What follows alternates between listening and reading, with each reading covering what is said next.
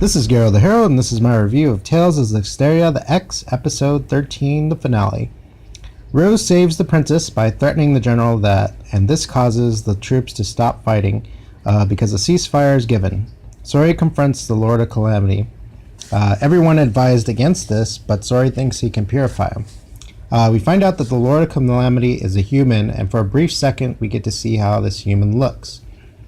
We found out that the Lord Calamity has met the shepherd before, implying that possibly he destroyed the last one. He explains that malevolence from people is what gives him power. The Lord of Calamity then sends all the malevolence from this battle at Sori, and he can barely handle this. A lot of people have pointed out that the human Hellions kind of look like Dementors from Harry Potter, so I found that was kind of interesting. So during this time we find out that the princess's injury is serious, so Rose seeks out Sori, and the Seraphim, we still don't know what his name is with her. Eventually Rose catches up with Sori, but by finding him, how that heals the princess. The princess recalls her first meeting with Sori and believing that he was the shepherd. The princess recovers, they form a squire pact, and now the princess can see the Seraphim. The princess decides that she needs to fix the problems in her kingdom, and then we see that the general who was captured earlier attacks, and he's transformed into a Hellion.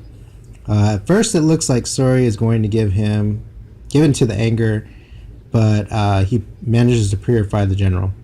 Rose now has a request to move on to the next town, but it just happens that it's the same area that everyone was going to go to anyways. In this episode, in general, it was pretty predictable of what was going to happen. But I guess it's a wrap-up episode, so I shouldn't be that surprised. Now, the series. Overall, the CGI animation was really great. Fight scenes are great. I did have issue with some of the Hellions look pretty generic. Like some of them looked just like blobs or worms. We had like reused Hellions, Drake that pretty much looked like the dragon from the previous episode. But overall the story was very interesting, and that's what kept me watching every episode.